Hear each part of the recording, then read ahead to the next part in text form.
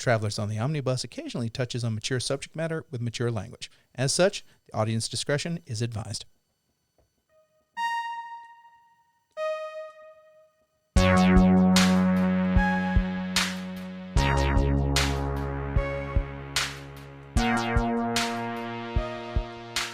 Why are your pants moist? Hey everybody, it's Travelers on the Omnibus, a field trip through nerd and pop culture. My name is James McCarthy. My name's Ethan Skinner. I'm Jody Kite. And I'm Brady Davis. No, you're not. No, you're not. You're a liar. Okay. I mean, hey, Brady, what's up, man? I've heard you've been dealing with a lot of people. Job. I've heard you've been dealing with a lot of people covered in blood. McNarb sells puzzles and shit. Okay. No, he says He doesn't do that bit anymore. He says he's a Zen Buddhist or some shit. He doesn't do that bit anymore. Damn. I'm Weasel Ratkovich. Oh, wait, what the hell? Oh, God. Okay, so ribaldry aside, Jason Holder from Whiskey and Wrestling's here tonight with us. But also another Jason. They're multiplying. Oh, God. But no. Sir, please introduce yourself to the world. I'm Jason Kennedy. As Jay has introduced me as multiple names. Yes, just skip that. Siggy, Legionnaire, Dido Dang Dididom. Because nobody can remember my fucking name. No, we never could. We never could. We just kept calling you different things, and some of them stuck and some of them didn't. No, we have mass passengers this week. We almost have more passengers than travelers. Yeah. This is crazy. Yeah. I like this tonight. This would be very good. Let's once around the room. Let's start with Denim Jacket Man, Mr. All right. Mr. Jody L. Kite. I like how the audience has no idea whose pants are moist, and we're going to just keep it that way. I wasn't going to bring it up again, and it was just going to be like a weird cryptid thing. Uh-huh. Like the Mississippi Moist Pants Man. One of our pants are moist. But it's up to you to figure it out. It's just getting more defined and So creepier. I played the new-ish Evil Dead game. Oh. And you can't play the game until you play the tutorial, so I played the tutorial, and I was thoroughly bored. So basically what you have is, you have like 3 different versions of Ash, and you have some of the characters from Evil Dead 1, Evil Dead 2, and Army of Darkness as your protagonists that you can choose from. They all have different roles in the game or whatnot. And then on the Deadite side, you have different versions of Deadites and things like that you can play in. And basically what the game is it's just like Dead by Daylight. It's just a Dead by Daylight clone with the Evil Dead skin on it. But just specifically Evil Dead. It's Evil Dead. So to me, it's like it'd just be better if like Dead by Daylight just added like Evil Dead characters. Yeah. Yeah, I think they have Ash. They might not, but if they don't, they should. But it was just really boring. One thing, one thing we didn't talk about during our Cocaine Bear trails was the Red Band trailer actually for Evil Dead Rise. Right. And so, like, it's weird to me that like we're starting to see some of this Evil Dead like media start popping up everywhere. Yeah, I'm actually excited for that movie because it's completely different. I mean, if you're not going to have Bruce Campbell in a movie, or at least as far as we know, not in a movie, you might as well go like full tilt boogie with it and do something completely different, like they did with the remake when they made like it was basically like Evil Dead 1 and 2 together, which actually even then like 1 and 2 are kind of already together. Like the premise for 2 is almost like, at least going into it is almost I'm gonna have to do a quick breakdown because I have to. Evil Dead 1, you have like you have five college kids. You have Ash is in there with his girlfriend. And then in 2, it's a remake of the first movie, but instead of 5 people starting the movie out, they slowly add people in. So it's almost the same movie but different. But yeah, the game was thoroughly disappointing. Oh no! So, yeah. Oh yeah. As a Deadite, you have to go to the Necronomicon and destroy it, and as a hero, you have to go to the Necronomicon and use it basically, or whatnot. And it's just Dead by Daylight's better, and it's not a good game. So that's just how I feel about it. So yeah. And how is Minecraft? Oh, that's right. We can't. We can't play until our buddy that hosts the server. Austin, we love you, man. He's a truck driver, so he's driving long haul, like long upstate rides and going through like Montana and shit. And then like he comes back on the weekends or every other weekend. And if we have to have a update on the server, we fucked. And I'm on console, so it automatically updates, and I have no choice in the matter. Long haul Montana trucking. That alone is Dead by Daylight level right there. Just I can imagine. Yeah. There you go. That's me. Ethan Skinner, otherwise known as Ethan Sketter. Sketter, yes. Yes. Nothing all that exciting except for like one of my tires exploded. Yeah, I like you do. Yeah, so Yeah. so a little bit. I'm at work. I'm gonna be leaving. Ethan's coming in for the next shift. We're gonna be great. I get a call. It's like I know that phone number, and it's coming in on the work line. Uh-oh. Yeah. Hey, what's up, man? Yeah, look, my tire, and like you were exasperated. I'm like, bro, like I was like, are you okay? Get here when you can. We got this. The picture of this tire, I kind of want to put it on the Instagram page because Oh no, it can. the tire went through the revelation of St. John.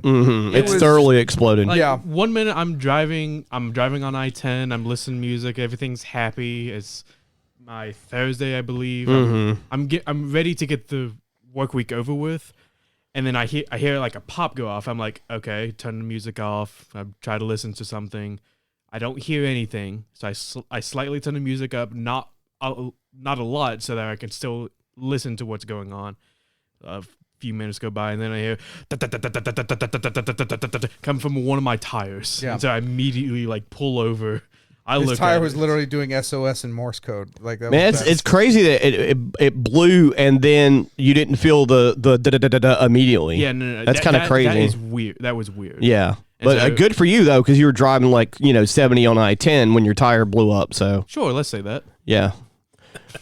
Legally driving 70 miles an For legal hour. reasons, Ethan was going 70 miles an hour on the For interstate. anecdotal reasons, I was having fun on the interstate. Jesus. For anecdotal reasons, he's doing like fucking Tokyo drifts on a straight highway. Don't ask how that fucking works. But no, then my entire day yesterday was going to the tire shop to get buy new tires, get them fixed, get them changed. 5 hours later, Yeah. like I'm waiting like 2.5 hours before they even start on my car. You Right. are the SpongeBob meme. Yeah. And an hour and a half into the service, one of the mechanics come up to me and said, by the way, the tire that you picked out, amazing tire, we don't have them. Uh-huh. Would you like to go with the other brand? I'm like, sure, why not? Just give me 4 tires, please. Yeah. And this wasn't Walmart. This was somewhere else. This was somewhere else. This was Firestone. Wow. Like, you could have gone to Walmart and it probably would have taken, like, less time. I probably should have gone to Walmart. That's why you had the problem. You went to Firestone. Yeah. Are we an anti-Firestone cast now? I'll Oh, tell you God. right now, fuck the one in Pascagoula. Them guys are assholes. Yeah, dude. And is that where you went? No. Thankfully, there's like a Firestone like right down the street from work, Okay. and so I like those guys. There's in Pascagoula, the one there's no room. And what I mean by no room, there's no room to park your car. Oh no! I know exactly where you're. There's talking about. nowhere to park your car. That should be like after like having garage facilities. That should be the next thing for a Firestone to have. Yeah. Jesus Christ. Okay. Yeah, you can do the office work off of like a clipboard and a pen. That's it. Yeah. Just have a filing cabinet or some shit. So Other than that, I got a promotion at work. So Nice. he's done exceptionally well lately. So everybody, quick round of applause for Ethan. Okay, we're done. Okay, All right, yeah, we're good there. cool. All right, but yeah, no, congratulations, brother. You earned it. Yeah. Other than that, nothing else. That's it. Because the host has never gone third before, we're going to finish that one off. And I'm going to go third with my week, which is really fuck all nothing. Like, it's really just nothing. Like, work was weird, and I would get home, and I'd be like, I'm just going to vegetate. And, I've been throwing Lo-Fi Girl on the TV and also taking some melatonin and actually getting a little bit more sleep. than I Using usually extra get. bandwidth on your lo-fi viewing. Yeah. So, to pull the stuff back, I didn't realize I was at data cap before the throttling started, and I wasn't because I was only at like 27 gig, and I have a 40 gig, and apparently, Stream Saver. I have AT&T. I love AT&T service, and this is my fault more so than anything else. I did not realize that when I went to hotspot, it didn't do Stream Saver, so I was putting lo-fi in 4K. And in one night, I went from 27 to 40 immediately. And it's like, well, we're going to throttle you back now. And it's like, yep, that. You're listening to some crisp music right there. It was Vinyl ain't got shit on. Yeah, 4K vinyl. music. Yeah. Oh my God, it beams straight into your head. Have you ever wanted to see music? Yeah. No, I didn't get the No, 3D music option. I didn't do that. See, Ethan, we had this thing called MTV when we were kids. We mentioned that. We got Yeah. to see MTV. I believe I think we talked about MTV. Yes. before. It was number 5 on the things that should have stopped. I because think it probably that had channel's stopped soon. been the ridiculous channel for like 8 years. You're talking about ridiculousness, 8 right? years. Yes, Yeah, ridiculousness. Are we relitigating MTV again? Yes. You Oh would my know that God. channel as the ridiculous channel. Sir, it's ridiculousness. Please put the nest in the back of it. You wouldn't do that to the Nintendo Entertainment System. No. Jason, what have you been up to? No, this Jason to my left, not the Jason to my right. God damn Jason it. H. I'm going to be confused tonight, Holder, aren't I? what have you been doing? Holder works just fine. There you go. Other than work, the new season, or what will probably be the last season of Diablo 3 came out. Doesn't Diablo 2 still do seasons? They do, but Diablo 2 has been remastered recently. Okay. So it's kind of still a thing. Okay. Diablo 3, though, is about to die come June. When 4 because comes 4 out? is coming out, which is getting some very mixed reactions online from, oh my God, this is awesome. It's kind of like Diablo 2. It's going to be great, to, yeah, this is just Diablo Immortals on a bigger screen. You can pre-order it right now and get like open beta, or if you don't want to pre-order it, you can go to KFC where you can get the Double Down. What is the Double Down, you may ask, because I don't know if it was around when you were born, Ethan. The Double Down is a breaded chicken patty with a piece of cheese on top of it, and then 3 strips of bacon on top of that, and then mayonnaise on top of that, and then another chicken patty. Notice what I didn't say in that sentence. I'm going to assume you're missing a bun. There are no buns. It's on not this missing. chicken sandwich. It's not missing. The buns are the chicken. I had completely forgotten about the double down until you brought that up. Well, It's back. Yeah. Take that, Chick-fil-A. Yeah. Right, it's back, and if you buy one, you get a early access beta code for Diablo 4. Holy I fuck. Guess, I guess they want you to be able to enjoy your last weekend alive before your heart explodes. Yeah, one of the reasons why I hadn't been around in a while is that was the most unhealthiest sandwich I think a fast food place had ever put out. Yeah. 2 pieces of fried chicken with mayonnaise and bacon between them is healthy. With no bread. You forgot the cheese. I forgot the cheese. Yeah. The cheese is less so for cheese and more so to glue the thing together.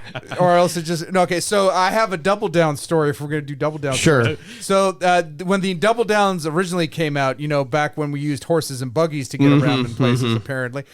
So I went over to the KFC and I'm like, I would like 1 Double Down sandwich, please. But being contrarian me, is like, I would like the grilled version because they offered grilled and fried. Oh, wow. So I asked for the grilled. Uh-huh. I was returned with a puzzled look on the cashier's face. And so they went in the back, and by that I mean they stepped behind the partition, and I can still see them. At which point, neither of them are saying words. Uh-huh. So I have to assume they were using some sort of form of sign language or telepathy. They were let's pretend we're having a conversation so the customer thinks we're helping They him. came back out. Uh-huh. And they said, "Okay, I'm sorry, sir. We can only give you half grilled, half fried." What? And I was perplexed. Yeah. I'm like, this isn't IHOP. What the fuck's going on? And I was like, you know what? Okay, I'll have half grilled, half fried. And they didn't know what to do. Because they didn't think you were going to They accept didn't that. think They so. didn't think that far ahead. My first Double Down was half grilled, half fried. Because I'm health conscious. Well, which one did you like more, the grilled or the fried? I can't. You can't the just I same. didn't eat one side and then eat the other. They all kind of win. It's a sandwich, Ethan. Do you eat one slice of bread, then smear the meats all over yourself until they're moist like your fucking pants? Do you do that, Ethan? Well, now they know whose pants are moist. Yeah, that's true. Chekhov's pants. There you go. So also I've been painting some. Oh, you've had other things to do. My Yes. bad. Sorry. The double down is a very passionate thing for me, so I'm just very No. That's just the cholesterol. Oh God, Elizabeth, this is the biggest one on. That's a real old fucking reference there. Right. God damn. He definitely wasn't alive for that shit. Half baked. So You stay over there till it's your turn. God damn it. so I've been painting some Slanesh models. They've got the new book coming out next weekend on pre-order. That's them high-fiving my suffering Yes. from the double down. Anyway, you've been putting together some amazing Slanesh models. Yes. Which I feel like you should be painting your corn models in your downtime. Well, first I have to get the new book, which is pre-ordered well, this that's weekend. the same so thing with Slanesh. The pre-order starts on Sunday. So. yeah, like all my shit's put together. Like all my, hold on, let me say, all of my corn stuff is put together. Everything that I have corn Is it painted? is put together. Oh no, just the altar. then. Just all you need is the altar, and everything's fine. Games Workshop said that. They sent it to me in a letter. Okay. James Workshop himself. told James you. Workshop. Did you notice? Yeah, there you go. Yeah, there you go. Yeah, that's it though. Work, Diablo, painting. Very nice. I cannot. First of all, your Hearthstone is better than the heavy metal teams. I'm just gonna say that right now. Well, thank you. Take that, Games Workshop. You cunts. Please let me play without painting my fucking models, please.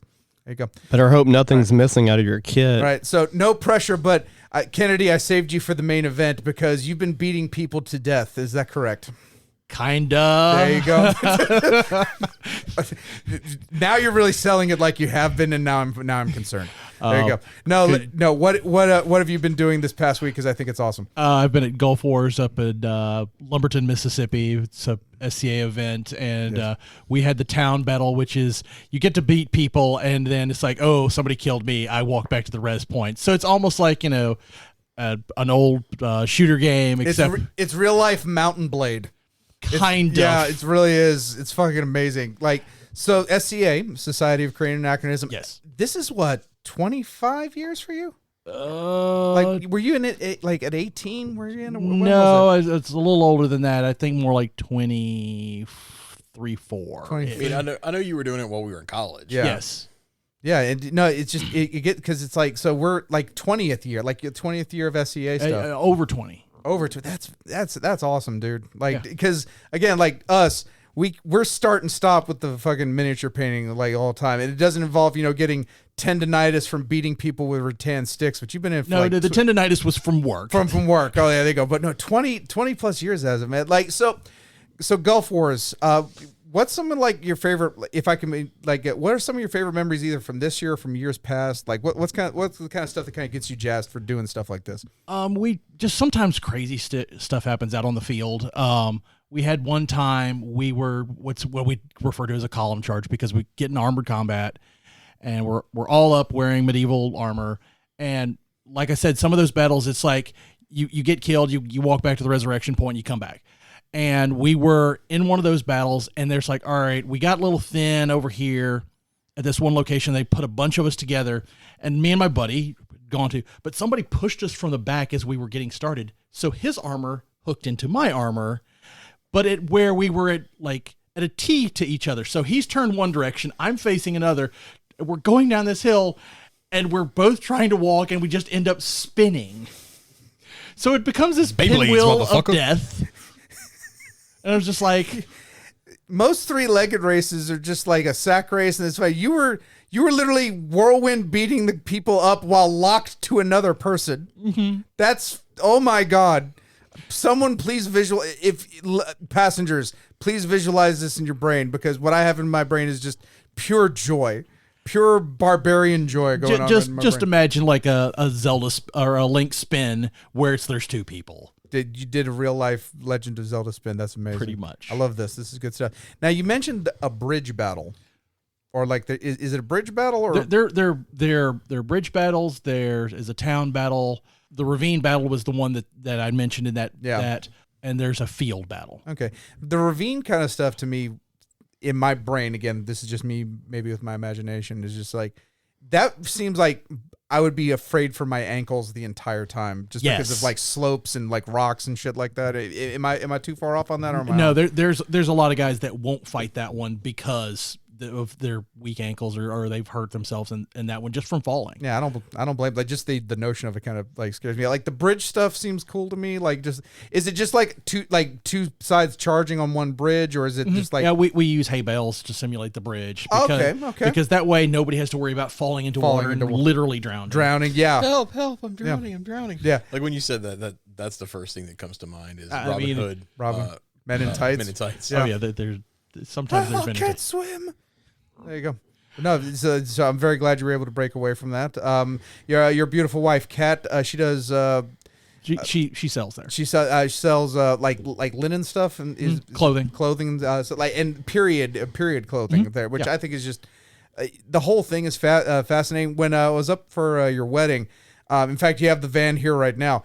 I didn't like. We were unloading the van to load stuff up for to go to the wedding site with it, and it's like, oh, I'll get this one little thing, and I picked it up like, this is just solid steel. What the fuck is it? And it's the driver posts for her tent, which I have to imagine is just a massive tent, because there was at least 20, 25 of these things, and each one was like 10 pounds a piece. Yeah. Like that tent ain't going nowhere. They're designed to survive storms. There you go. Very nice. Outside of that, talking about Ethan's tire, it's like he's not the only one that had tire trouble this week. That's why we put y'all on the same side of the room. That's just the way it is. So please regale us with your tire story as well. I have been lucky. However, one of my friends had almost the exact same thing happen to him, and one of the other vendors, he was in Kentucky, and both back left wheels fell off the truck. Oh my God. He beats you, Ethan. I'm sorry. It's just the way it is. And so he stayed stuck in Kentucky for like 3 days. Oh God, that's a horror film in and of itself. No, that's much worse than It's a good thing it was just the tires, huh? Not the whole fucking axle. Jesus. That'd have been bad. So wait, so the driver's side, both tires, front and on the rear? back. Oh, Just on the back. Oh, Jesus. The back two Christ. tires just fell off. Just fell off. You know. Wow. There's a nice photo of him in the ditch. Please send that to me. I'm going to get that on the Instagram page as well. It's going to be just like Tire Death Week here at Travelers on the It was Omnibus. Tire Death Week. Oh God, we need to check the tires on the Omnibus. Make sure we don't go off the rails. Check the pressure on those tires. But other than that, it's before Gulf Wars. It was like working on Star Wars Legion stuff. Oh, okay. So another miniatures game. In fact, honestly, as far as I know, the volume of play, it's actually the more popular one over here at McNarb's. Cheap plug. But yeah. So like, are you looking to get into it more, or are you looking to? I've been collecting. I've got some old Star Wars Armada. I'm going to trade to a guy for a different army that I've been working on because Imperial Remnant has released Moff Gideon and the Dark Troopers. Yeah. So I've got Moff Gideon. Don't have Dark Troopers, but. With this trade, I'll have a friend of ours at the shop, Cammie. She's really excited that Asajj Ventress was made into a model. So yeah, like I really love Atomic Mass's sculpts. Like since they've taken over Fantasy Flight, I think the sculpts have gotten better. Part of it, in my opinion, is because Atomic Mass was built as a miniature-centric company rather than Fantasy Flight kind of doing a little bit of everything. So I've really been enjoying, at the very least, the sculpt quality that's been coming out of there. I just wish they'd go ahead and release the freaking Ewoks already. Get it over with. They've teased them several times. I want a band of Wickets. There you go. They have tactical stumps. They do not have. Are you joking? Or no, I'm not. They have stumps that they stand on, so they reach the normal height for a silhouette. They have tactical stumps. I mean, it is an AMG thing. We would like to thank all the passengers who have come out tonight or today or whenever you're listening to this to have spent a little time with us, and we greatly appreciate it. Recently, Anchor has now become Spotify for podcasters, so they're going to be stripping away the ability to use it as a listening platform. It's just going to be kind of funneled through Spotify. So we've lost the A in Saga, except I got us on Amazon. So if you if you have a friend who would like to listen to us and would like to, but doesn't listen on what you listen on, we are available on Spotify, Amazon, Google, and Apple. The new Saga. Jody, what else can they do to get in touch with us? They can email us at travelersontheomnibus@gmail.com. How many L's? I don't know.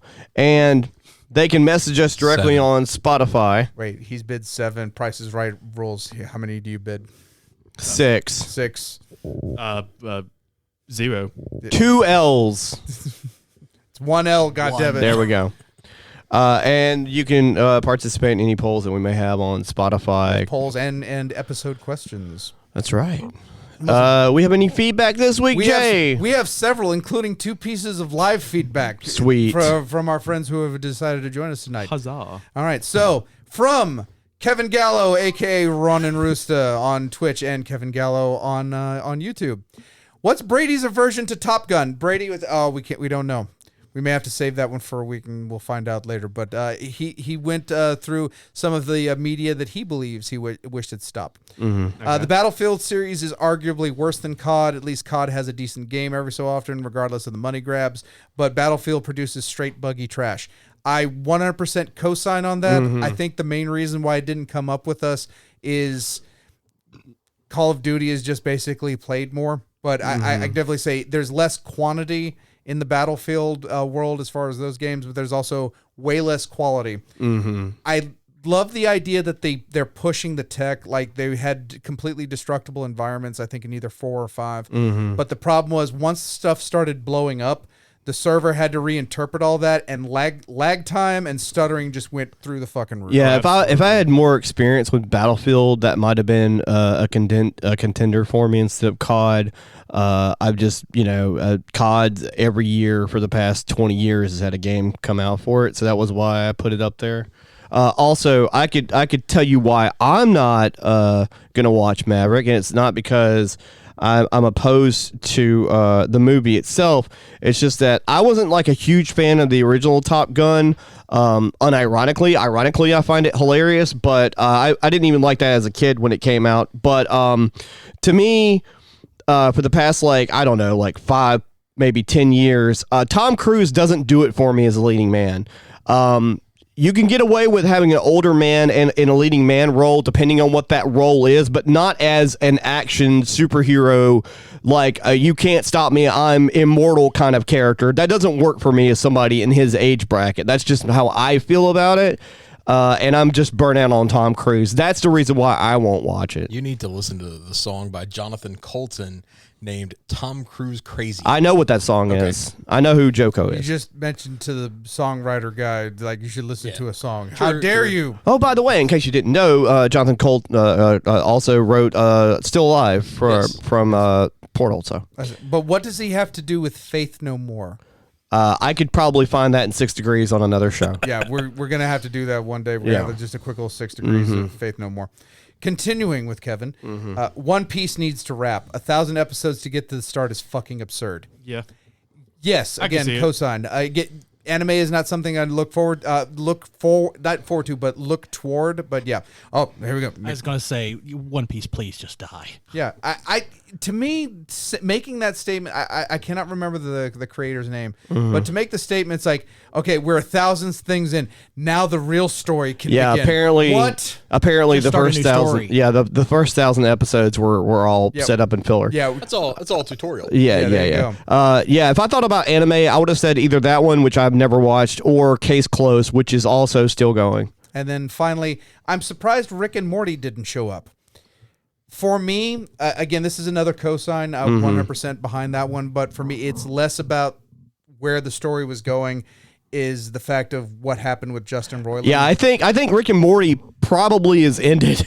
No, It's not. They have announced that they are going to continue to making Rick and Morty. However, Justin Roiland is having zero to do with it. They are getting new voices for everything that he voiced. He is no longer part of any of it. Well, that's good.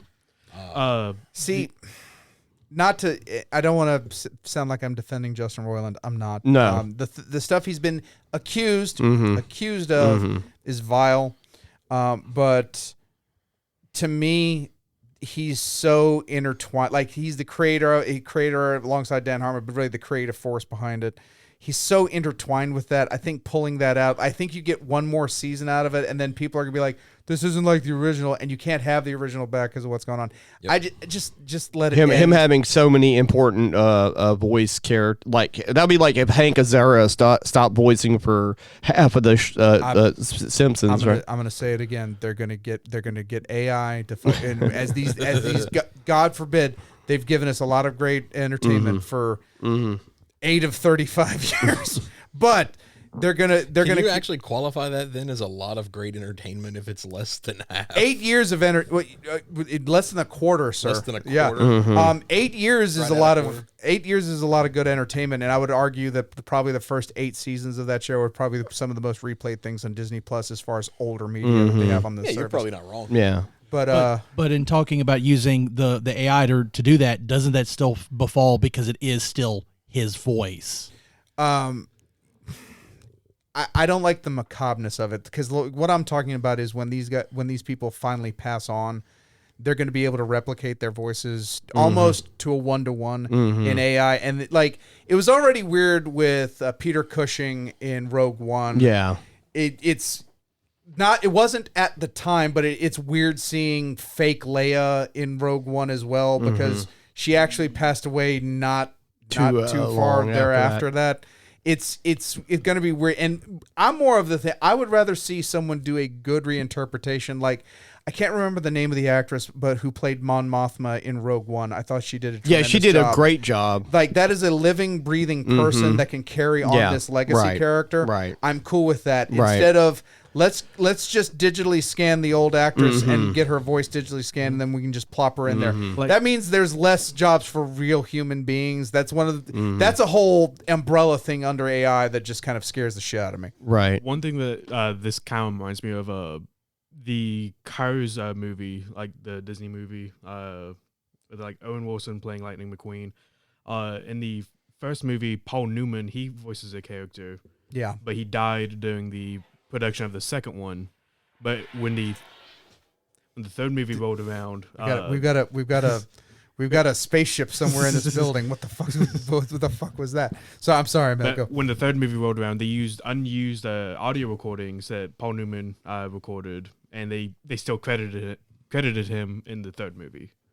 So it's kind of how it reminds I me feel of a little bit. like if we're going to go on this tangent for a quick moment, if they're alive and they gave their consent at the start of it, right? If their consent was given, basically everything was taken care of, and they just they passed away during the recording. They passed away that. So kind of like what they had to do a little bit with The Crow, even right, where they were able to piece things together to make that kind of stuff. Well, work. the only difference in that, and not of course, to be, that was back in the 90s. They repurposed footage they had already shot of Brandon Lee kind of the for same. that.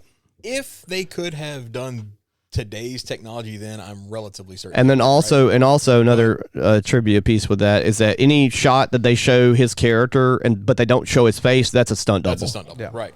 But I think that's fine. I think the problem becomes like if Paul Newman's voice and character and all was in like Cars 4, that wasn't conceived of when he was around either. His family has given that A-OK and said, hey, you can use this, and that's where you end up with the like John Wayne pitching like Schick razors.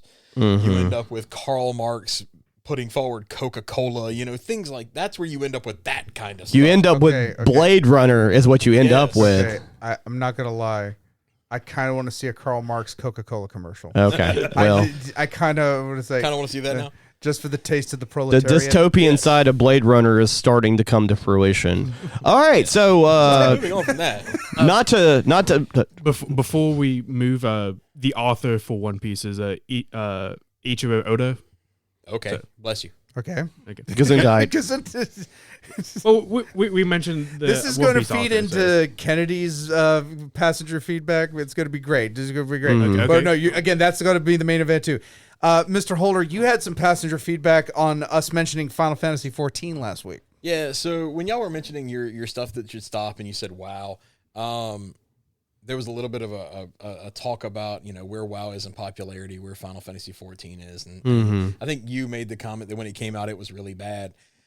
My passenger feedback is you did not do that enough justice. Yeah, sir. yeah. Well, part of it was like I kind of wanted to hit that tangent and move on, but yeah, it was Final Fantasy 14 was bad. Yeah, it was nuclear fucking bad. This game came out and forced Square Enix, which is quite possibly right now one of the worst video game companies on the planet. Pretty bad. As far as NFT, as far as all that kind of stuff. They sold off IDOS to fund NFTs. Yes. They had to come out and say, hey, everybody that bought this game, it sucks. We're sorry. We are shutting this game down, and it will be shut down for almost a year. We're going to give you this cool, we're going to throw a comet into the game world and kill everything. And then in a year, we're going to relaunch it as a new game. But if you bought it, we're going to give you all of this extra cool stuff.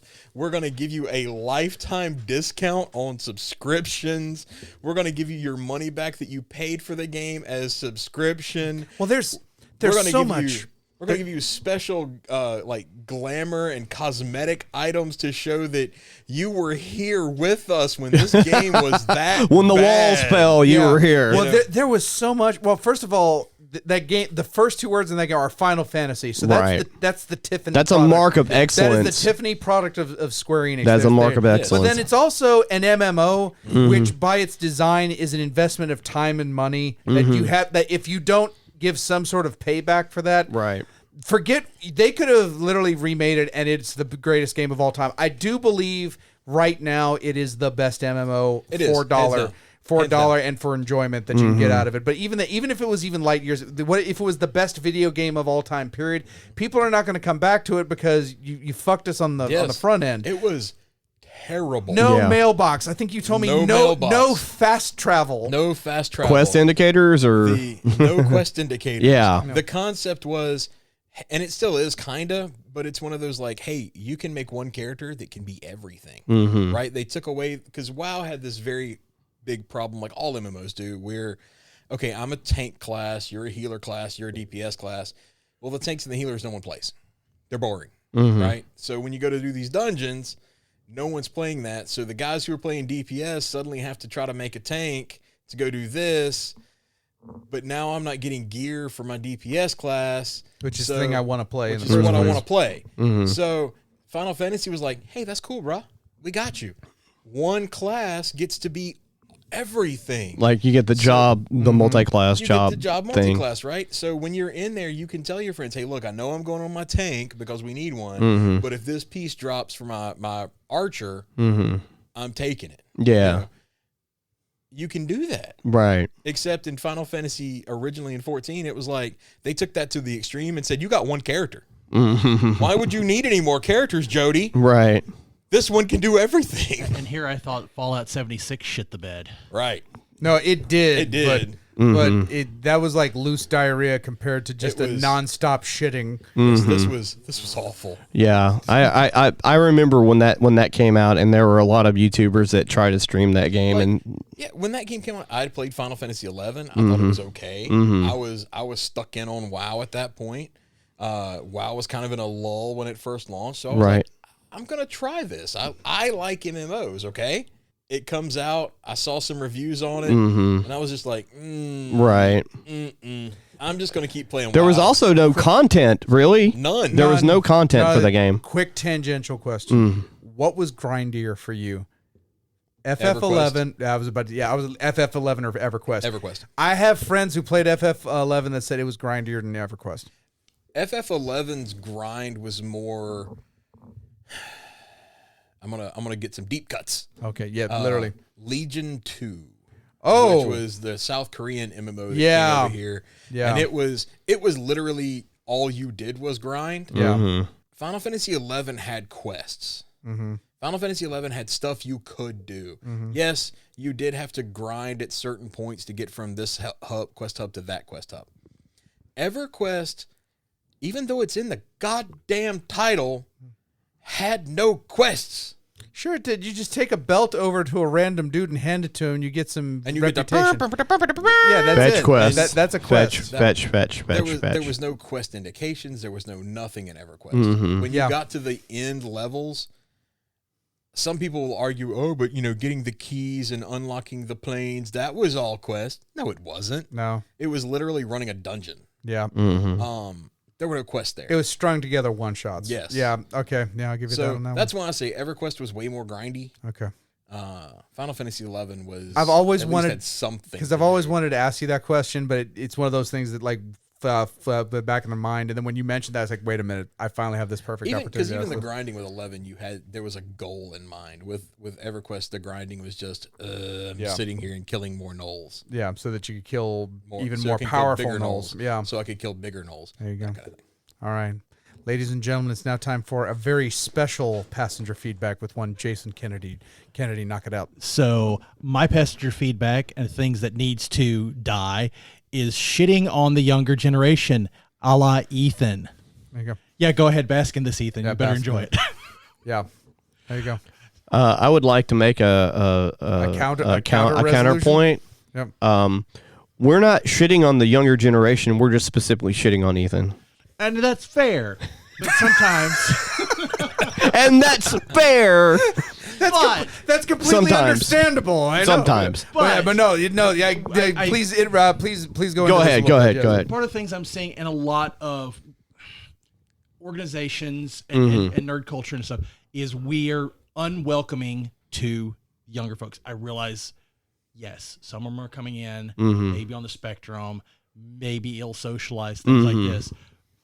But they didn't have to go through the shit that we had to growing up. Right. Let's face it. Right. We had the risk of larn dots to the dome. Yeah. Right. And they at least had safety and things looking out for them.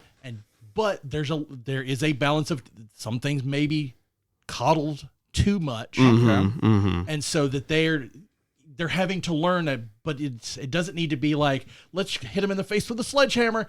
Well, You will maybe take a my little less. you will take my ability to shit on Ethan out of my cold dead hands. I would like to make another counterpoint. Yeah. We have dialed that back a lot since the other podcast we were on. Yeah. And really, it's all in fun and it's mostly a joke.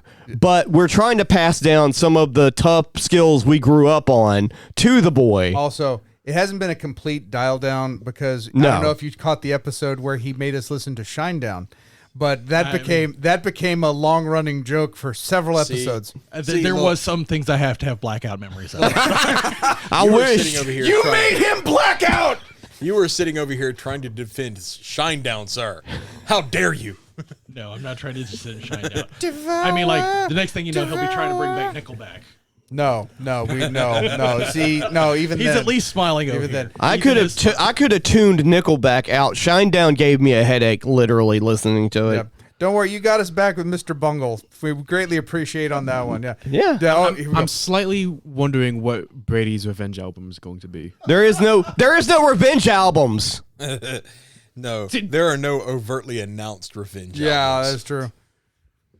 But I mean, I get it as taking Brady's place tonight as the crotchety old fuck. I'm the will oldest say- one here, but I'll he take is the that. oldest one here. Yeah, but you're not know crotchety. I'm not as I was crotchety about to say- sometimes. Well, I mean, Brady comes off as way older than you. I think it's because both he and I played Scorn. So I mean, like, there's a certain level of self-loathing that has to come with this. I'm done. He'll never hear this too. I know. No, he'll listen to it because he's not on it. He'll listen to this one episode. I feel your pain with all the self-loathing with Scorn Brady. Yeah, there you go. Yes, Brady, stop hanging out with people covered in blood. Anyway, that is the passenger feedback for this episode, ladies and gentlemen. Thank you as always, and it is now time for our main event. So I used main event, so I thought I'd use that. And Jason's just looking at his phone like, why am I friends with this motherfucker? Anyway, ladies and gentlemen, stop nodding. Anyways. Ladies and gentlemen, our main topic this week is the Cthulhu Mythos in games, board games, card games, video games, audio telenovels. That's a type of game nowadays, according to Steam, I guess. No? But yes, no. The Cthulhu Mythos appears in very many forms in gaming. We're going to talk about that tonight. Some of our favorites, some of our least favorite maybe too as well. But who would like to broach the topic? Explicit Cthulhu or implicit Cthulhu. See, this is a good thing. So, like, obviously, yes, explicit. We're going to be talking about where he shows up with his nice little top hat and tentacles, and he's going to be talking about, we're going to talk about things like, Arkham Horror, the board game. We're going to talk about the Call of Cthulhu RPG. But there's also the notion of where does cosmic horror and Cthulhu when it's not really explicitly talked about. Like, it's not just Cthulhu, maybe not even something necessarily in the mythos. It's just that notion of cosmic horror in gaming. Do we want to broach that topic, or do we strictly want to talk about the big boy himself? I think it's fine either way, to be honest with you, because cosmic horror is like pretty much birthed from, like, for instance, Dead Space. Not mythos, but Right. that is absolutely cosmic horror. It Like, is 100%. It's like Event Horizon, but with like just one dude, Yep. pretty much. Yeah. Who doesn't talk in the first one, but talks in the remake, even though the remake is pretty sweet. And Dead Space remake, check it out if you haven't. If you like the series, yes. If you never played the series, give it a try. It's one of the games that's on my list. There you go. It's super good. First one was amazing. I Yeah. really dug the first Dead Space. Second, I liked the second one more than the first one. The third one is exactly what happens when you get publisher meddling inside of a game design. The story still got me. Like, if you played it through to the end, it teases a Dead Space 4, but really it won't, because there won't be a Dead Space 4. And also it meant the end of Visceral, which I think was like one of the best horror studios that any publisher ever created. Let me put it like that. Like EA, because I think it's EA Santa Monica.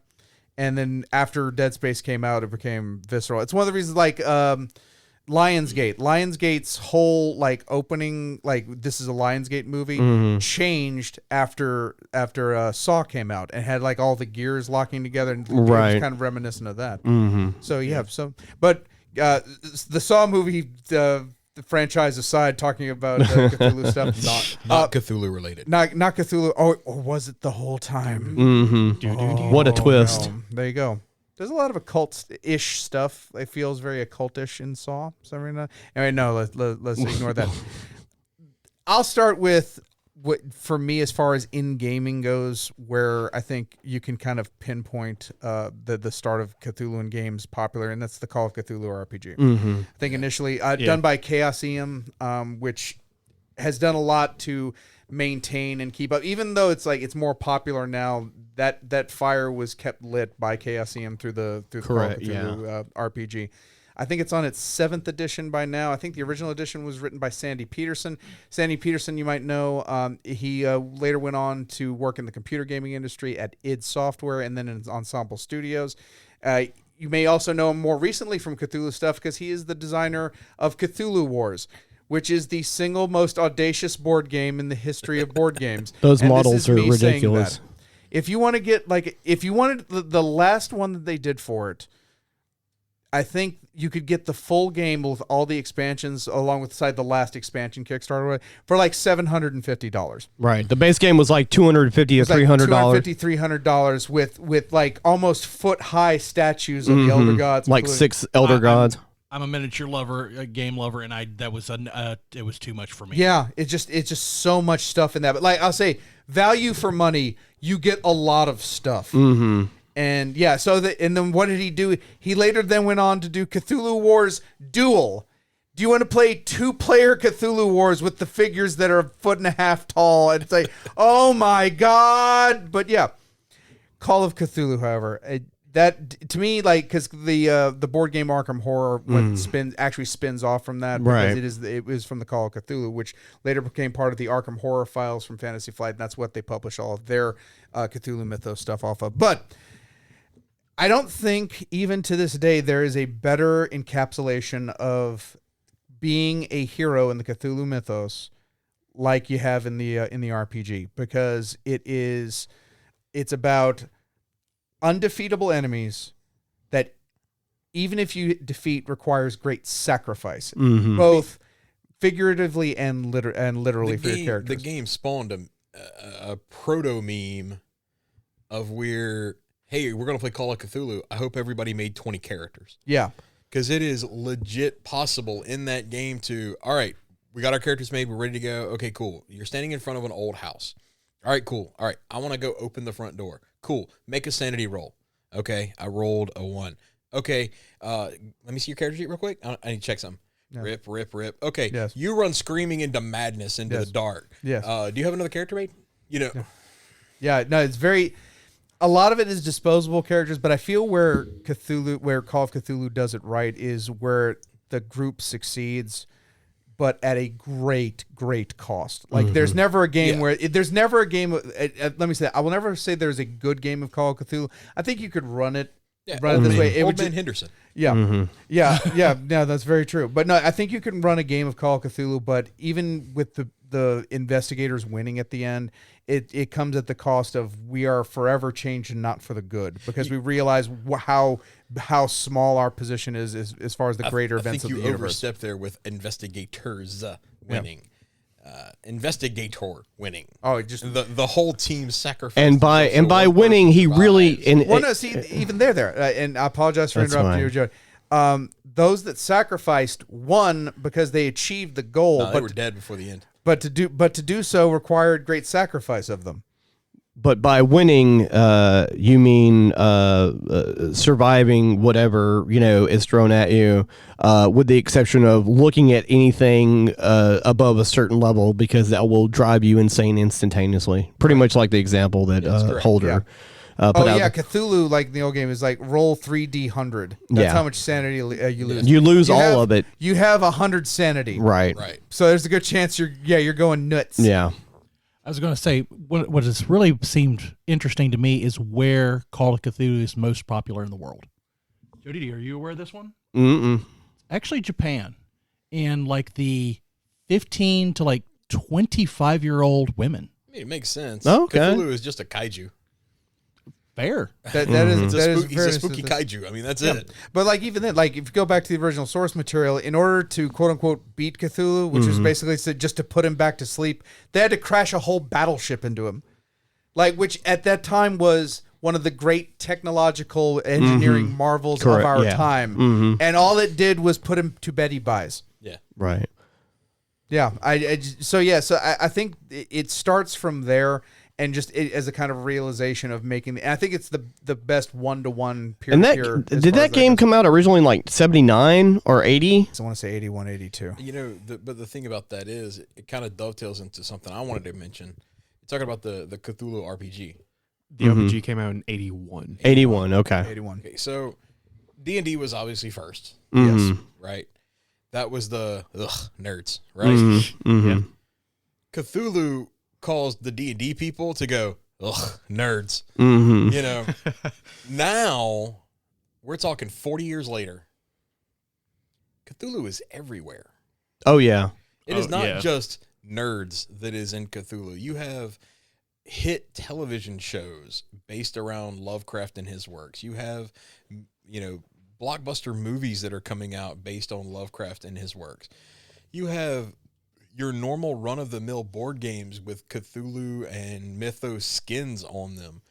That's definitely something we can talk about, like added theming. As far real quick though, as far as like the visual medium of film, I think one of the reasons why that started to become popular probably about like, maybe 5 or a little bit more, maybe even 10 years ago, is because Hollywood gets onto a genre or a subgenre and they run it into the ground. People have been tired of zombies for a while, and that was like a very obscure kind of subgenre of horror before Walking Dead.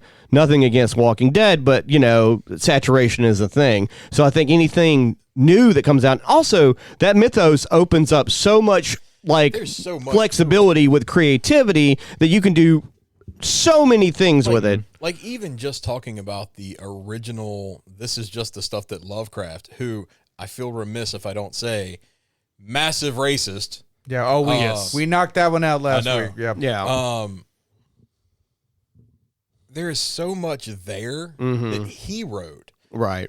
Then you tack on all the extra stuff, the comic books, the stories. Like August Derleth should be recognized, in my opinion, not more so than Lovecraft, but alongside him for, again, fleshing out a lot of what we know about the mythos. Because he wrote in that. Fritz Leiber, which I will mention, Favre and the Grey Mouser, he wrote stuff in the mythos. Like, it was this thing where you could you could either pull that out, put your little spin on it, and then put it back into the greater mythos, and now it's a part of it. Because, good Lord, at all of the moving pieces in the mythos now, right? Oh, yeah. When you look at all the board games, all the source books, all the actual reading books, all that The stuff. podcasts like Old Gods of Appalachia. Exactly. I mean, Old Gods is... He mentioned that before you did. I know, that right? shocks me. I feel bad about that. Yeah. I mean, because Old Gods is literally, hey, what would happen if the Cthulhu mythos was in a West Virginia mining town in the early 1900s?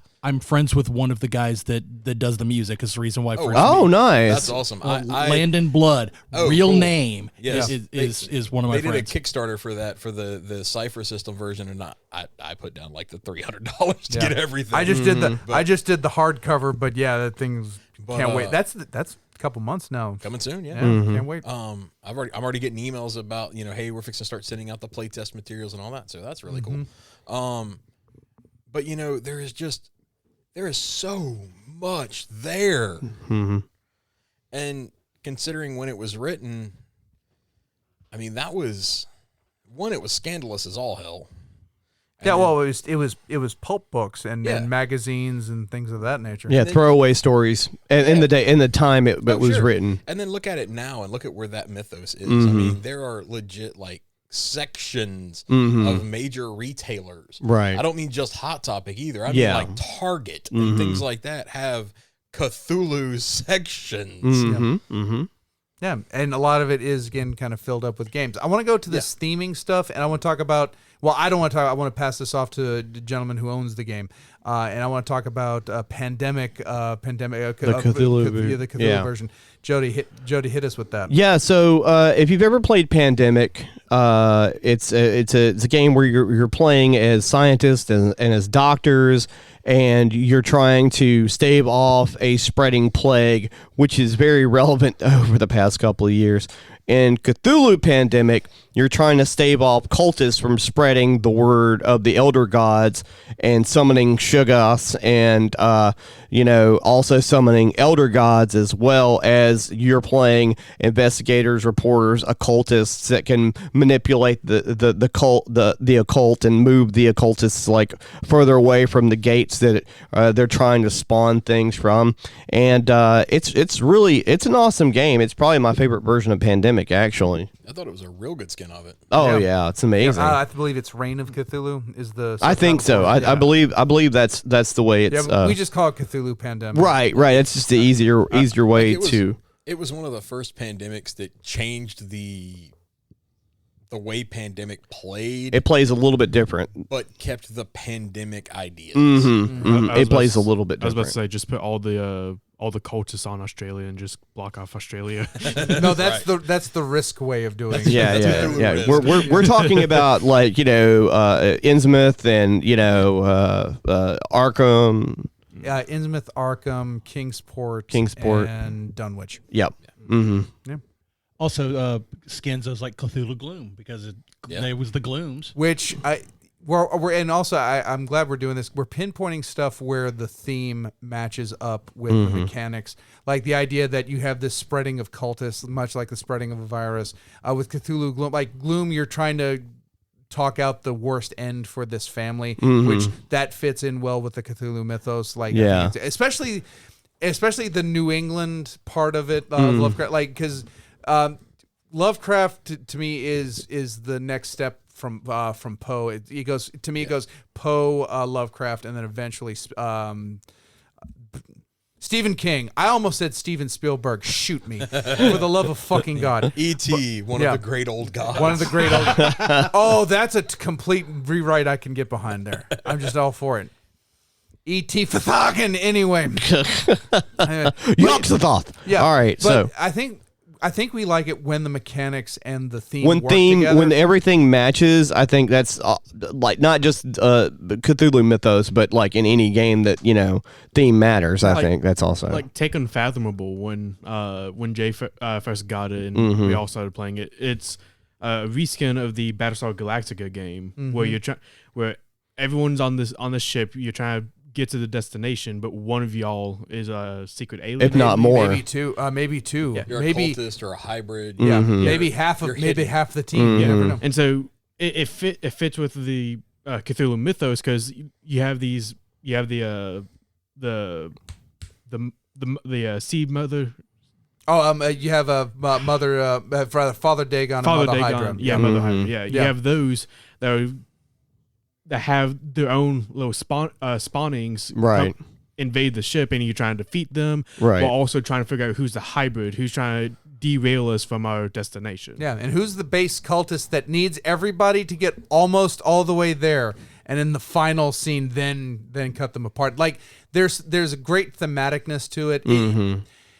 I say reskin only because to this date, like for sentimental reasons, Battlestar is my more favorite version of it. But they're never going to get that license again. We're never Right. going to see a reprinting of that game again. So if I cannot have that, and all I can have is excuse me, I was about to say uninhabitable. What the fuck is wrong with my brain today? Jay, Are you stroking? I might be stroking. Do you smell toast? No, I smell microphone. It might be the reason why I'm stroking. I'm not sure about that. But yeah, so unfathomable. We're leaving all that in. We cut off a little bit because Kennedy doesn't know how I do editing yet. But Also, I like that there's a sense of urgency when you're playing that game because you're stuck on a ship. You're in the middle of the water. You can't go anywhere. Yeah. And You have that's no always emergency flares. yeah. Nothing. Yeah, you're just stuck there. yeah. It's called the Atlantica, which that sounds a little bit like Titanic. Okay, yeah, like I get that. Right. There's subtle theming in there. Titanica, Atlantica. Yeah. Then you have those Cthulhu games like Unspeakable Words. See, that's where to me the theme. It's just let's take Scrabble, make it a card game, and we'll throw Cthulhu Yes. on top of it. Exactly. A Cthulhu Flux. It'd be, Cthulhu would be Yeah, my Cthulhu- art. yeah, it's like, literally- really just slap a name. It's like, it's ooh. literally Flux, except you're pairing things that are in the Cthulhu mythos Except instead of everything getting else. the banana peel keeper, you get the Migo keeper. Yeah. Oh yeah. I do not want to get a banana and pull back a Migo. No, that's Please don't keep the Migo. yeah, yeah. But that just falls into that, it has become, to me, Cthulhu has become passe. It's become that popular, oh, I'm a nerd, I know who Cthulhu is. I think to me it's just become easier to brand what you're looking at. How much is that because of when it came into open source?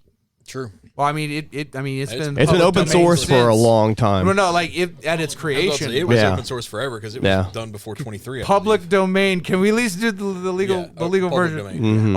Open source. Open source is like it's like okay. So Lovecraft was coding in his basement along with like making stuff. What do you think spells are? Duh. Oh, has it been programs this whole time? Oh my God! We're in the Matrix right now. The simulation has 10. been completed. Print 20 go to 10. There you go. There's my little thing for that. There we go. That's that light strobing over your head. Yeah. Oh yeah. Real quick, Kennedy wasn't aware of the fact that one of our lights in our studio strobes uncontrollably. He's like, "Oh, I'm gonna have a seizure." It's like, "Good, save it for the podcast." This is gonna be Save great. it for the show. If you're gonna have a medical emergency, at least let us record it. There you go. Absolutely. I'd like to talk about Eldritch horror for a minute. Eldritch 'cause horror, yes. Eldritch horror is I like it more than Arkham horror, just because to me it It's easier to streams. set up and play. It streams like especially like first and second edition Arkham. That game is messy. Like the way the monsters move and everything, it's just messy. It's clunky. It's fun and it's cool because it's a Cthulhu Mythos game. But really, Eldritch horror is just like, to me, it's a lot more streamlined, and you're limited in the same way, and as far as like what you can do on your turn to kind of make the turns move fast. And I just like that. I'd like the flow of that game and the theme. Everything fits together with the mechanics and all that as well. Because with Arkham Horror, you can literally take 30 minutes to set it up, lose in 2 minutes. Yeah. We have done that. There's the great Arkham Second Edition where we were going to get all of the expansions and play them all at the same Yes. time. And, don't worry, we didn't. Also, they didn't. Front on. Say, don't. Do it again. Don't. There we go. Don't. Yeah, no, because I like the expansions of that game taken separately. I think the max you should do is one small expansion. If you, this goes back to a game that's out of print. It's Arkham Horror Revised, which is Arkham Horror 2nd. Mm-hmm. One small and one big, you're fine. Anything more than that, you are diluting the water so bad that you're either going to win quite easily because the kill situations that you would normally be facing, you don't have to worry about as much because it's kind of all but wider spread out. area of movement. Or the stuff that you need concentrated stays concentrated and you beat that easily, and the other stuff is too watered down to even worry about. On the flip of that, if that game goes downhill for you quick, you spent 4 hours to set up a game that took 10 minutes to get whooped by. Yeah. So I know how in JMOS there is Twilight Imperium. My group of friends in Little Rock, we do Arkham Horror 2nd. And we have a flow chart of what expansions do work well with each other and which ones are guaranteed death. I respect that. I legitimately respect because that. one of them is also involved with a I can't think of the term, but it's like when a game is sunset and they continue to make expansions, he's part of the group that's making expansions. Okay, so that's like the Project Nisei of Arkham Horror. That's interesting. Okay, that's kind of cool. I will say this. Third Ed is more in line with Eldritch Horror than it is with Arkham 2nd. Right. And it's way quicker to set up, way more streamlined. It's also more focused because it tells a story, it tells a narrative throughout the game, which I think in Cthulhu Mythos, because it is a great work of writing, I think the fact that you're telling stories with these games is perfectly on par with it. Another good game that tells... Oh, go ahead. The one thing I miss about Arkham 2 is that I do miss some of that randomness. Yeah. Famed board game reviewer Quentin Smith over at Shut Up and Sit Down was describing Arkham 2 one time was like, okay, I have everything that I need to defeat Yig. Oh, let me stop at Velma's Diner and get something to eat. Oh, I died to a pickled egg. Like there is a notion to that it just makes me smile. You don't have that now in Eldritch because it is so streamlined. It is so streamlined and patterned towards the thing. Right. But what's the dice version? Elder Sign. Elder Sign. Yeah. The card game also tells a really good story too, though, right? Like, fantastic. I only got to play a little bit of that, but I could tell just by the expansions of that game coming out. When we get video eventually, that might be one of the first things we play because that game's fantastic. Yeah, well, you and I back in the long ago, in the Wherewithal, in the Ever After. Yeah, we did a video of that for you.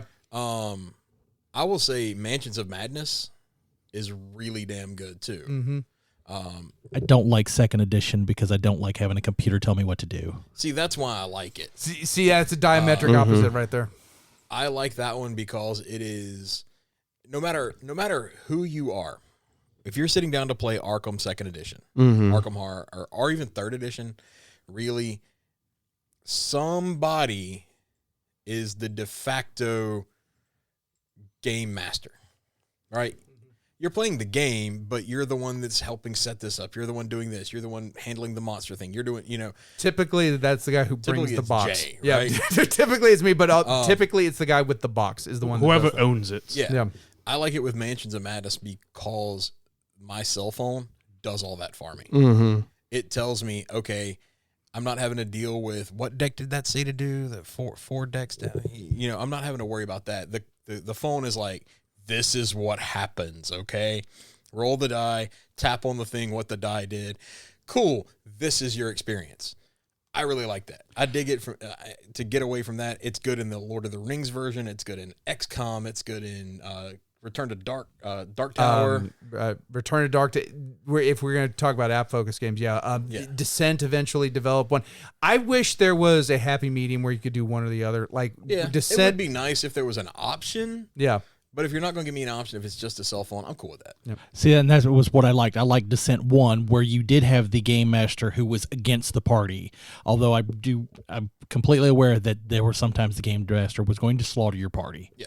Yeah, and maybe fudge a rule, but that's not anybody at this table. But I would like the option, though. I will say this: if I have that option, I would prefer breaking out like the D&D books or the Call of Cthulhu books or Blades in the Dark or something like that, and playing an actual role-playing game, right? Where that's the one part of the dungeon crawl genre that I can't get behind because I like building my own, and it's already kind of already pre-built for you, and you're running somebody else's idea. Yeah, I want to throw in something that's kind of like off the wall, kind of, just because of playing this game several times.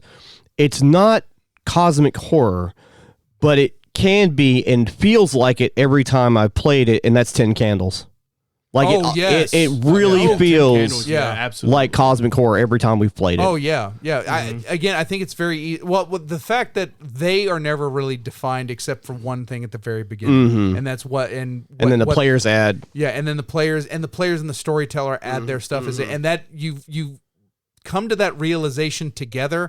And if it's done right, that's as terrifying as anything. It's always frightening. And it would take absolutely nothing for a 10 Candle game to suddenly become, okay, you're an Innsmouth. Yeah. Right. Oh, easily. You know? Yeah. In fact, no, they meant like there's at least one definite scenario where they dip into the mythos. Yeah. Mm-hmm. So for me, the Alabaster people, the one Oh, year that yeah. we ran that 1 year, and the notion of the hollow dead that came out of that and all that stuff, like that stayed with me, and that was y'all. That was y'all kept planting like seeds for me. Right. And it's like, okay, let me keep cultivating this up. The one scenario that sticks out in my mind is probably the most recent one we did, where, hey, we live on a settlement on the moon and we're trying to get back to Earth. I eventually accidentally leave everyone, and I look out, and the moon suddenly has a mouth that is eating everyone. So initially, I'm glad you mentioned that. This is what I want to laud 10 Candles for, because I'm a big proponent of story-forward gaming.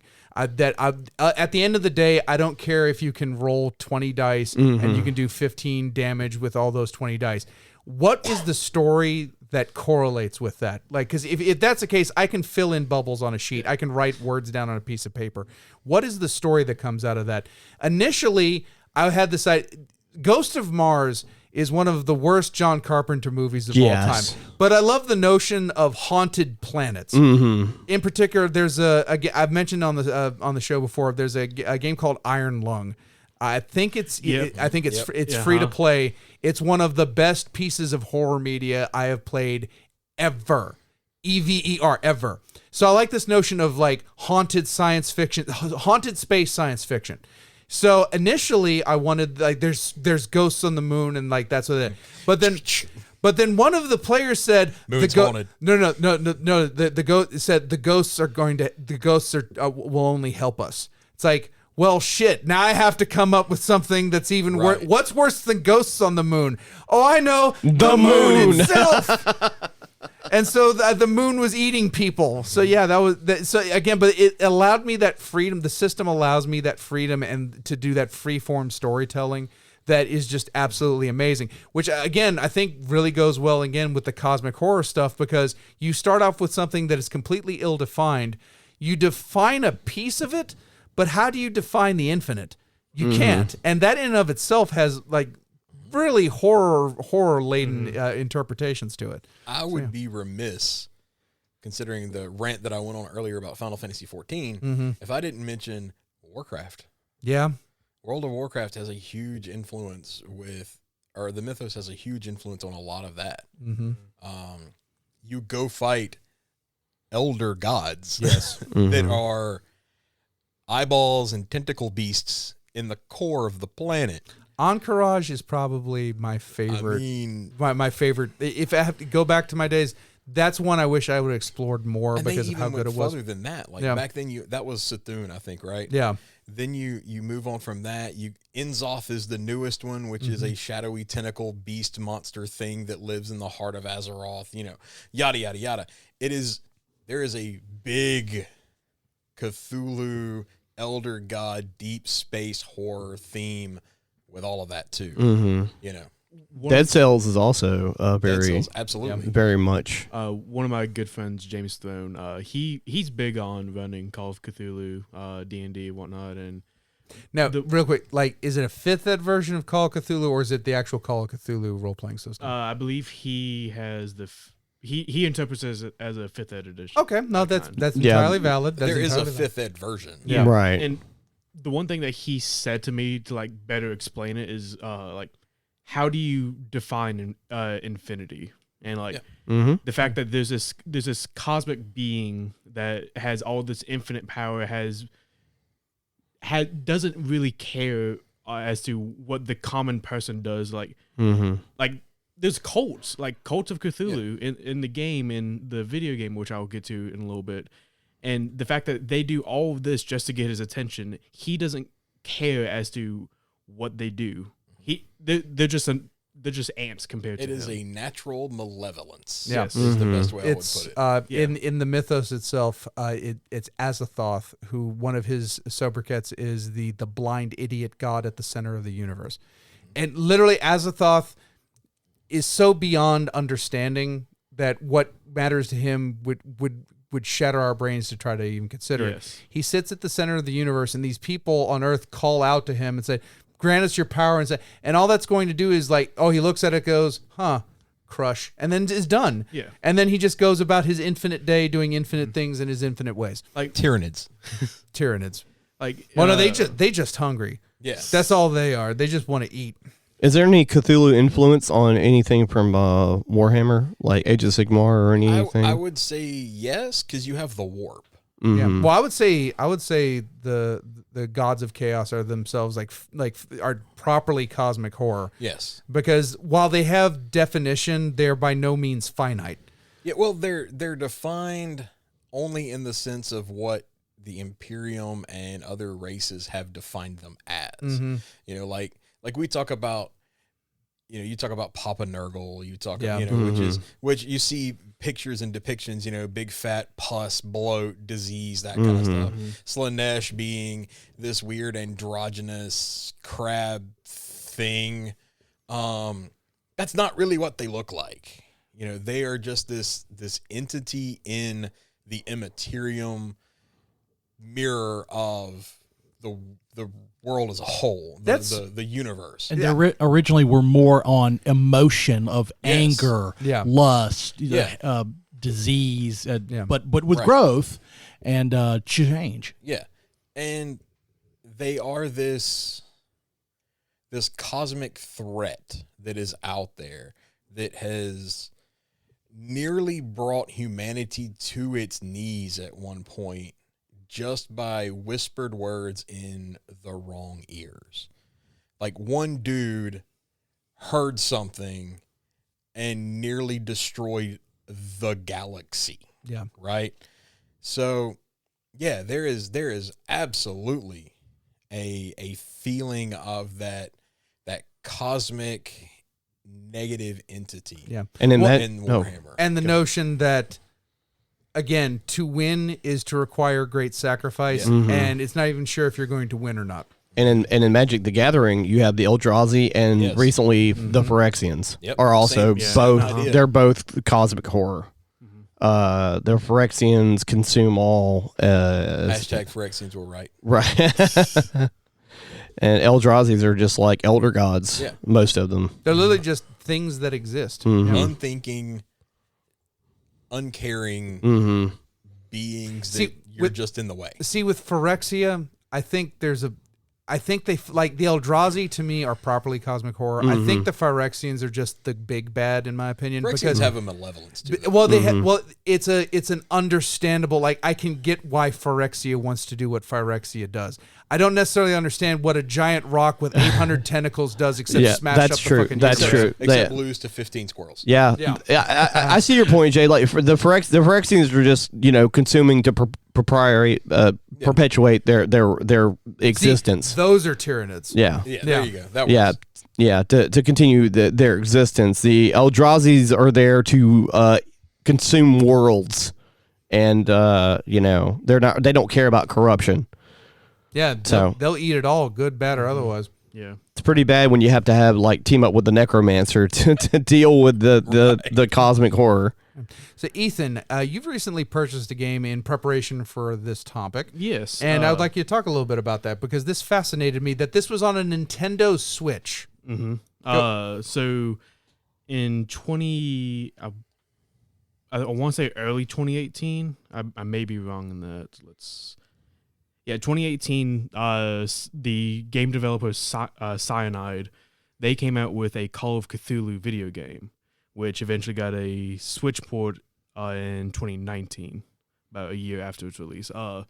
It follows a 1924 war veteran and private investigator who's looking into the mysterious death of a businessman's daughter, who a week before she died, she like sent this like outlandish painting that she's done, and depicts a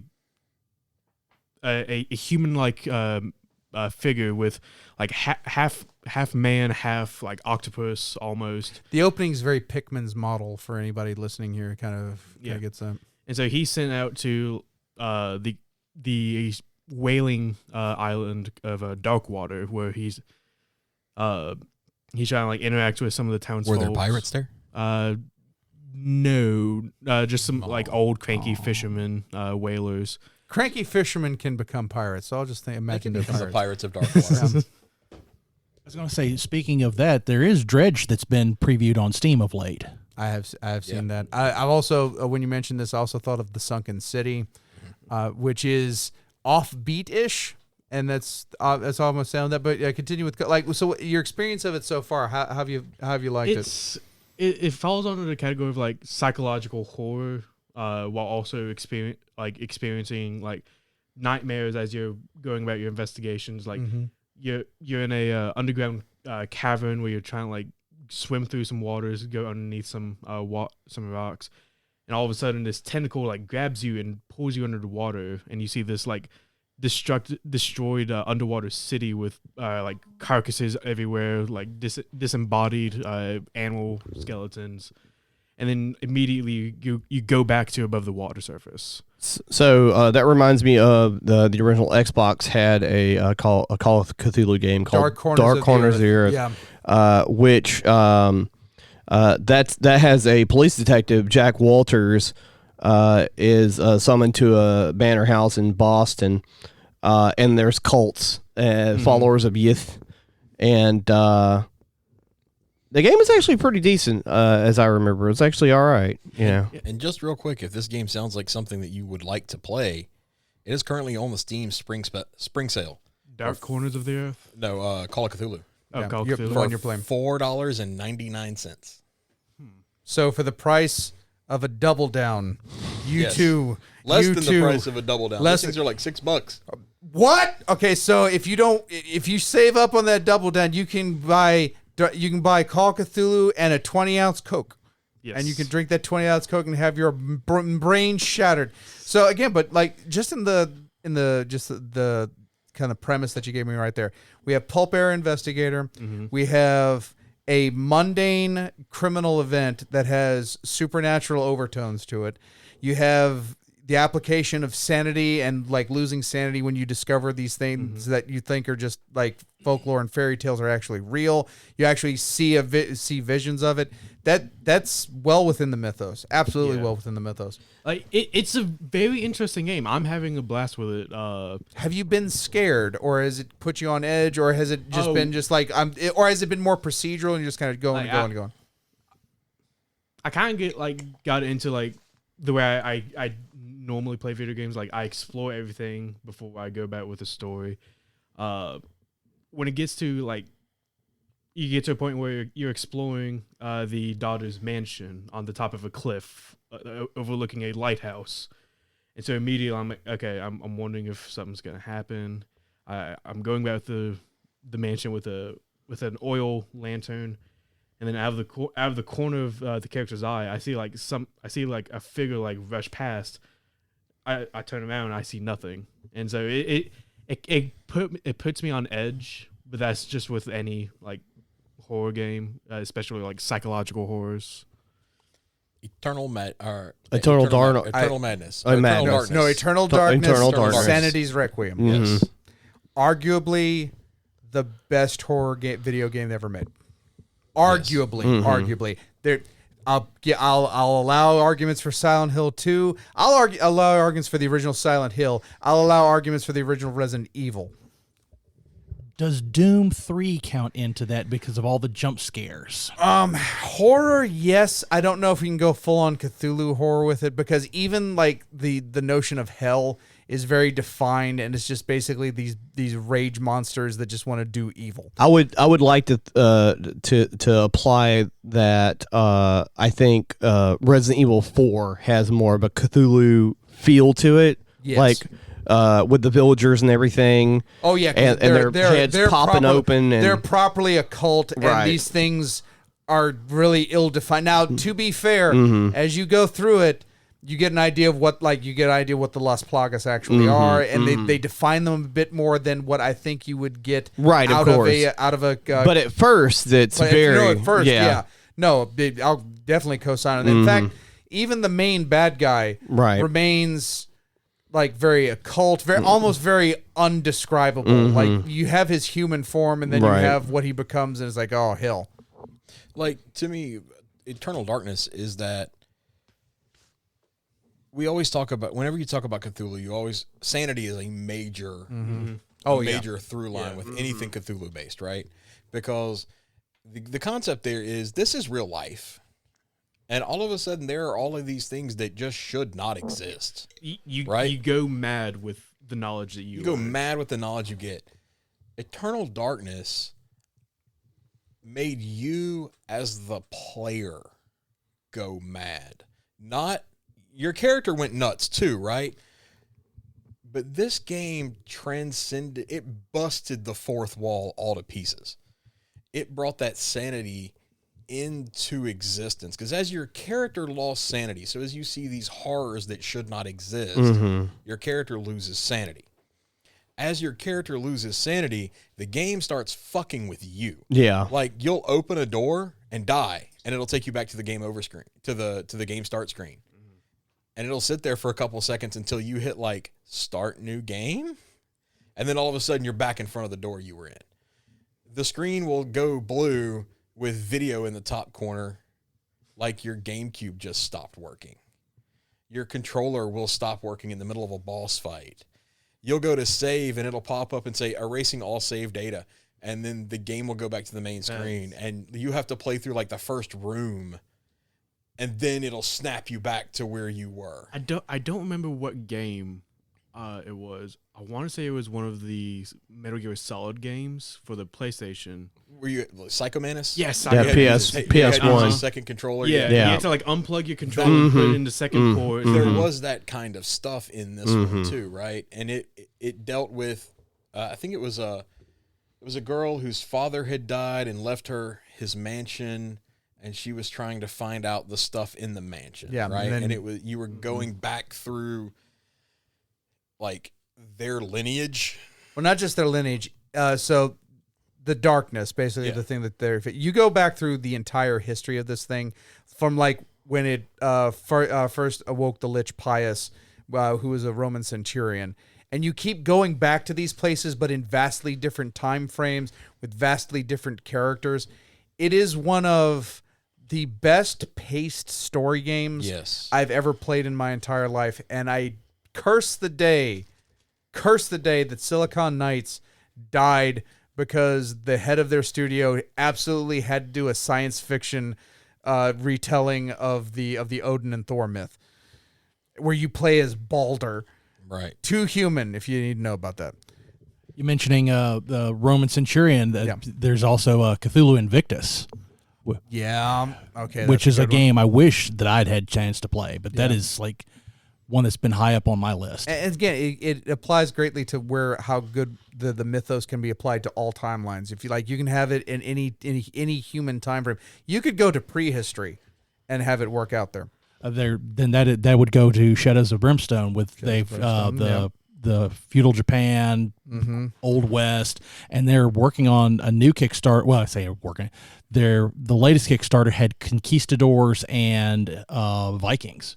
I would love to see Mesoamerican meets Conquistador meets Cthulhu Mythos. Oh, that sounds cool. There's a Sherlock Holmes game from 2006 that incorporated cosmic horror. Yeah. See, the only thing that's going through my mind is how would you make an Assassin's Creed game with the Cthulhu Mythos? You throw the mythos in there. Like that, honestly, that to me is the easier part of it.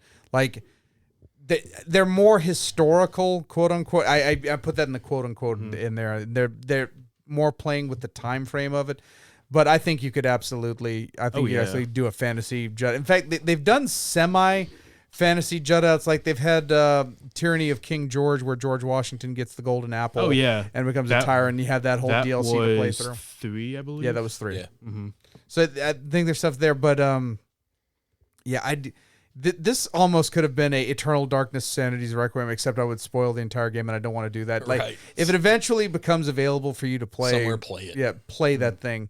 That's one of those old games where get a GameCube. There was get a that. sequel eventually made that just wasn't good. No, there was no sequel. There was never a sequel. There was to it. something made to it. It wasn't a direct sequel. It was like a spiritual successor, something like that. I am not aware. Let me say this: I am at least not aware of it because, again, There Silicon Knights did that. It wasn't They made did- by Silicon Knights. Yeah. I can't. Honestly, at that point, it's out of my purview because that would be the only place I would be focusing on it. It's I think we're getting close to a wrap up. I think right. So, just in general, maybe in specific, Cthulhu in games. What does it mean to you? For me, it's the expression of being able to deal with the topic of horror and delve in and have some fun with it. It was. Okay, here we go. Wait a minute. It was put up on Kickstarter. Shadows of the Eternals. Okay. And it failed. And it was a failed Kickstarter because I think Dyack was involved with Dennis Yes. Dyack was involved with Yes. that. Yeah. And it couldn't get that's one of those. If we want to talk about real cosmic horror, Although Tommy Night Drive- Tellerico and the Intellivision. Now that I've mentioned let's- that, he's going to be messaging us Then- constantly. Although Night Drive Thanks. Studios wants to remaster Eternal Darkness. This was I am totally okay. They're redoing System Shock, the original That's cool. System Shock. So, For the yeah, Amico. for the Amico. We just want Tommy Tellerico to say hi to us. That's why we keep mentioning It's that. going to happen. It's gonna He's got happen. no other things to do than to respond to other people talking about him. Yeah. And then we're gonna read it, and then we're just gonna pretend like it never happened. I don't know why this person thinks this way.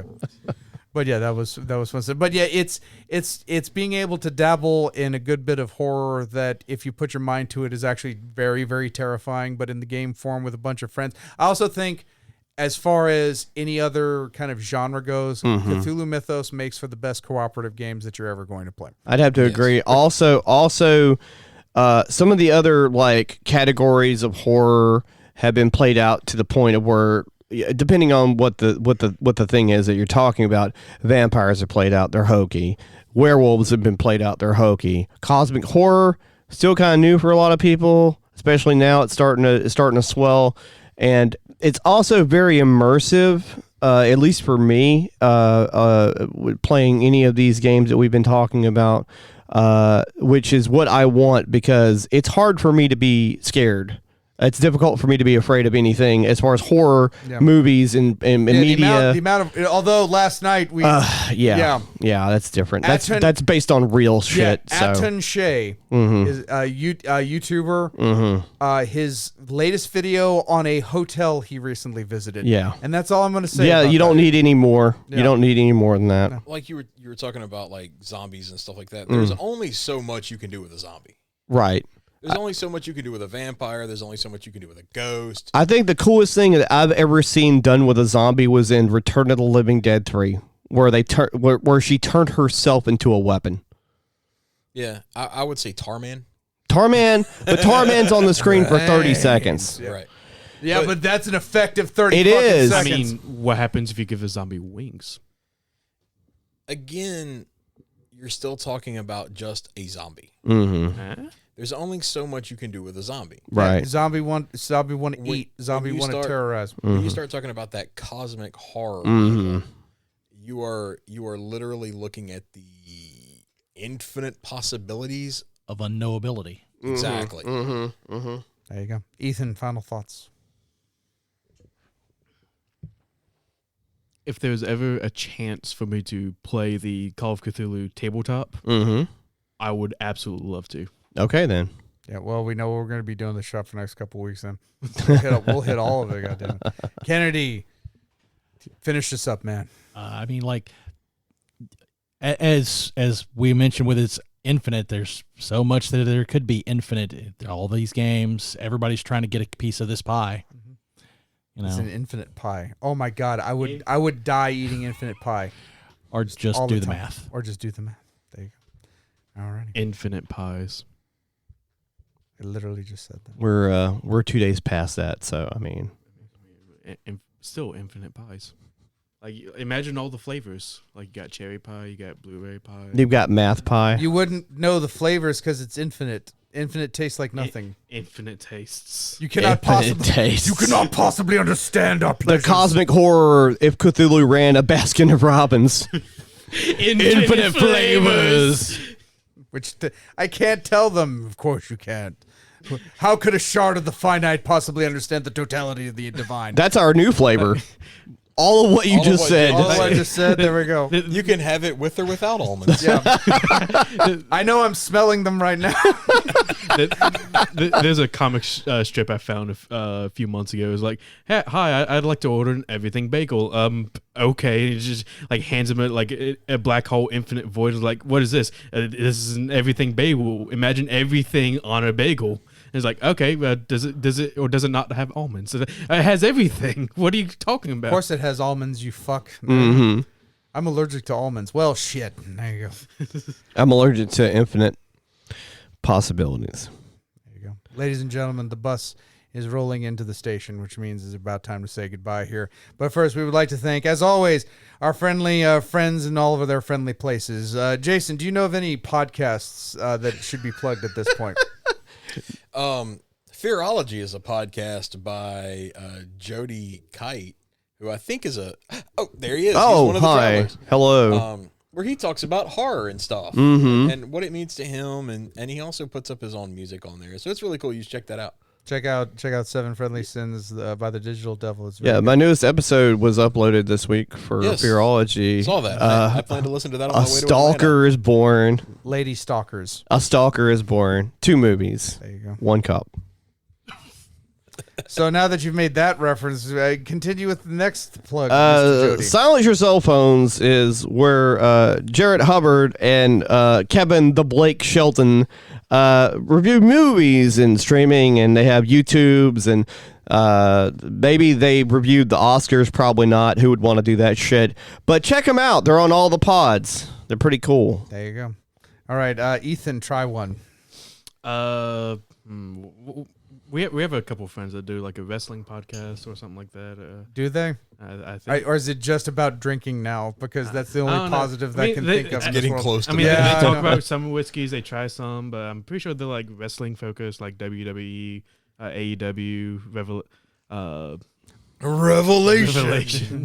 The The revelation of Saint Tyre. Yeah. Yeah. Yeah. That's a whiskey and wrestling. A Leviathan's going to emerge from the ever changing sea to pin MJF for the world title. So yeah, check them out. Jason Holder, Michael Hill, whiskey and wrestling. Right. It's soon to be whiskey and retro wrestling. Right. If wrestling continues the way it is going, yes. Whiskey and old wrestling. It's going to be whiskey and regret. Yes. We're coming for you, Brian Zane. There you go. All right, Jason Kennedy, plug something. McNarb Gaming in Goshen, Mississippi. It's a great going. place for all your gaming needs. Yes. Come on down. What do they have? Board games and stuff. I like that. That's the PG version. They also have puzzles and shit. Yeah. There we go. Owned by one Cameron Spaniard. And only Cameron the, Spaniard. the one and only Cameron Spanier since the dawn of time until the end of it. Yes. Seriously, though, folks, pick up some cute Displacer Beast and or Owlbear plushies that they have. You know here what at they have Venice. over there? What do they have? They have Cthulhu Gloom over there. They have Cthulhu Oh. Gloom. They Yes, have they do. Eldritch Horror, I believe they have. Oh, over yeah. there. They don't have Unfathomable. I have the only copy the shop got. So, so there you go. There you go. Do you want to do the completed podcast? Or Yeah, should sure. I? I'll do a complete. Okay, podcast. go for it. Christopher Vega, Brandon Scott Tanner, Brandon Smith. They have the completed podcast. They go into a deep dive of competitive Magic, casual Magic, their own personal stories with going to and from Magic events. Don't eat at Outback Steakhouse Do ever. not go to Outback Steakhouse. No, that have story your- is fantastic. Like our IHOP story, I feel is better, but only by a little bit. Well, we didn't eat anything to get food poisoning at IHOP. That's right. Yeah, we just walked in and got $4 teas. Make sure you have your route to go from Louisiana back to your home Don't get lost in Louisiana. Yeah. That's a bet. Yeah. That is a Cthulhu Mythos story waiting to happen. So check them out. The completed podcast. Cthulhu lives in like Escatawpa Parish, and like except he goes by Carl Thulu, so you don't know it's him. So it's just the way it is. I would like to give a shout out, even though we already kind of gave him one with his feedback, but to Kevin Gallo, aka Ron and Rooster on Twitch, and Kevin Gallo on YouTube. Every Tuesday, hopefully they had real life intervened in this last week, so they didn't have it this week. But every Tuesday, enjoy fun live RPG stylings, whether it is the Dark Future of Cyberpunk Red, hosted by Kevin, or the wonderfully fun Poke Roll unofficial Pokemon RPG done by our friend Jared Hubbard of Silence Your Cell Phones. Again, that's every Tuesday on Ron and Rooster, with the VODs going up on YouTube under Kevin Gallo's name. Gentlemen, we made it. It's 5 people, and one of the regulars isn't here, so it's just weird and strange. But I think we accomplished many things tonight. Mm-hmm. Would you say it was cosmically weird? I have Keep to that edit some sound. extremely large tuning fork the fuck away from me. I tried. It didn't work. I apologize.